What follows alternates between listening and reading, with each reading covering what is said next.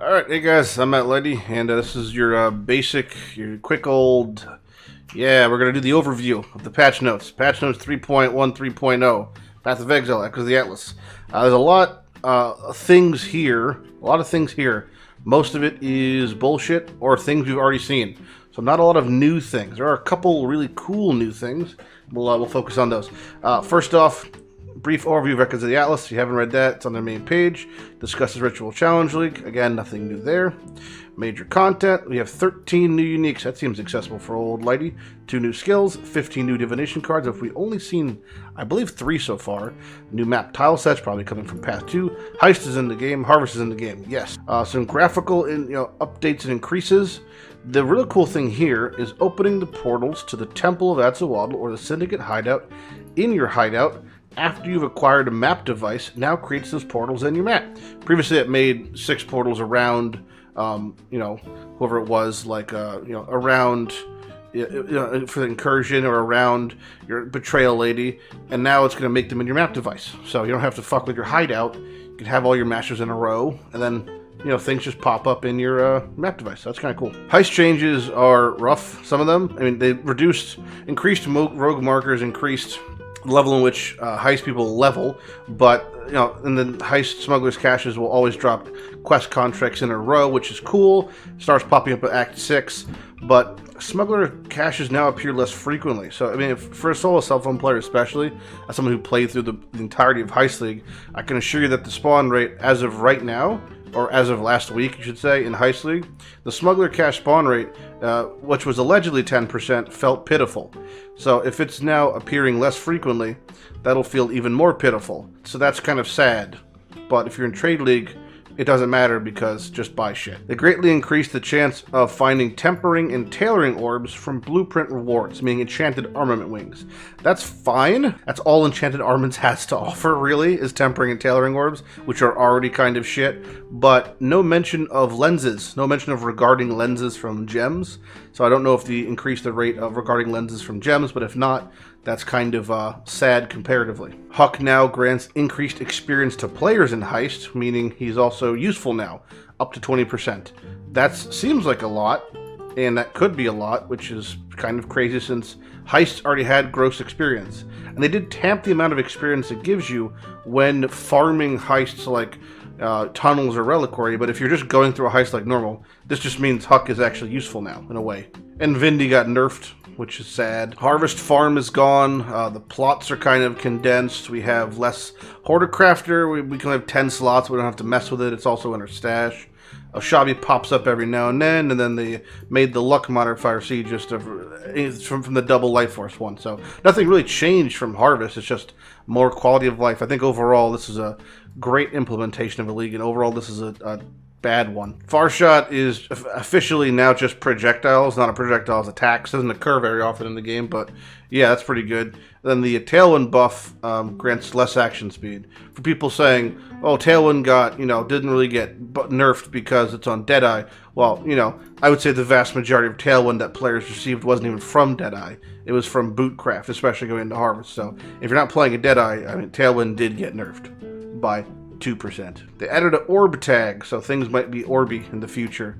Things like Winter Orb or Rolling, whatever, Magma Orb, which got named now to Rolling Magma. They would add an orb tag, but take out Magma Orb and just name it Rolling Magma, but that's whatever. Specific skills buff. There's a lot of them here. You could look at them all yourself individually. I'll name some of the key ones. Really, when they said in the previous post we're going to change 40 different gems, people were really hopeful and happy.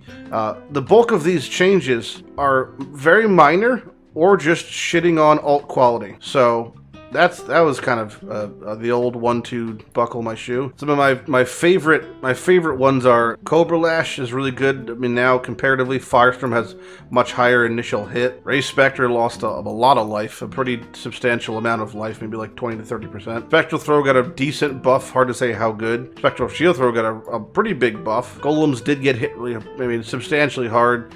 Carry-On lost 20% less damage, but golems are still fine as a build. Venom Gyre seems to be quite good. Winter Orb legally got buffed with a 33% increase in duration.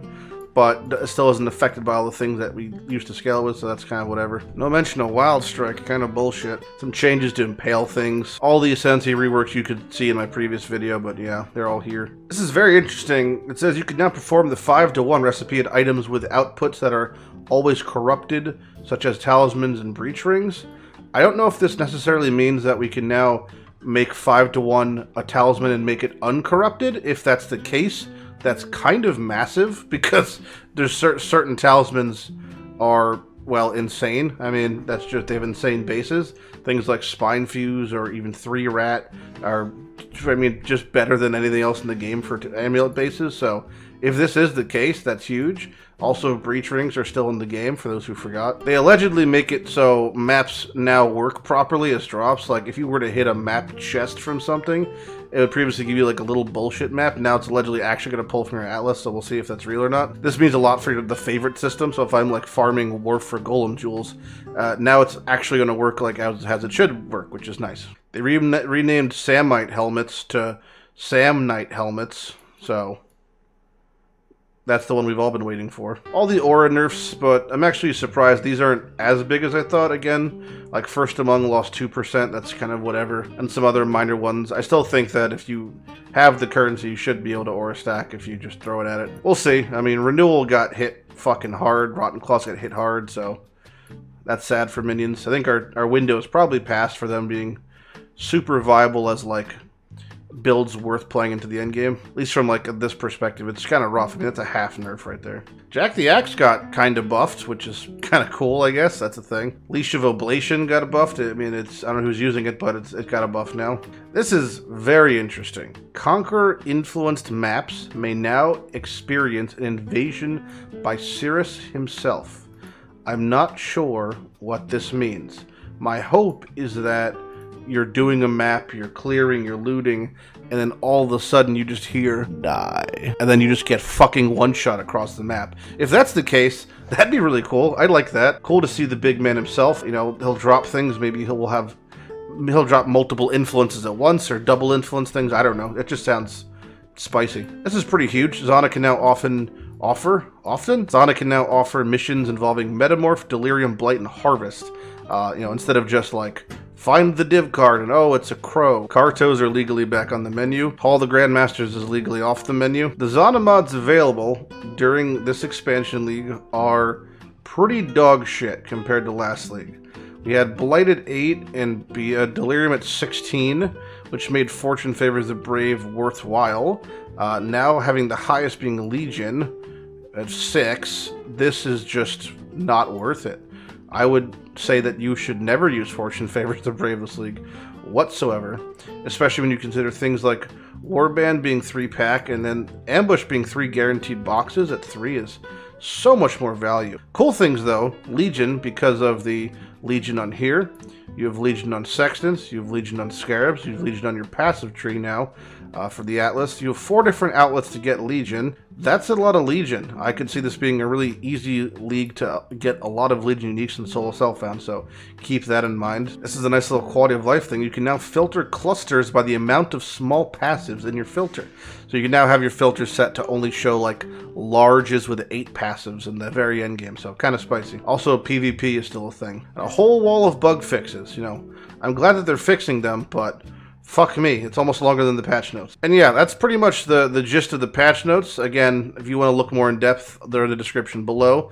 That's the bulk of it from my perspective. Nothing crazy slipped in there, nothing outrageous slipped in there, but looking forward to see Cirrus pop up out of nowhere and rip me a new one. Anyway, I'm Lighty, guys. I'll see you guys tomorrow on stream. Hope you have a good day. And yeah, the build guide for my Wild Strike Berserker, which is still happening, will be coming out tomorrow. So if you're looking forward to that, I will be going over how I'm building that, how I'm playing that, what uniques I'm target farming, what I'm going to be focusing on, and that whole shenanigans. And I'll see you guys next time. Bloody up.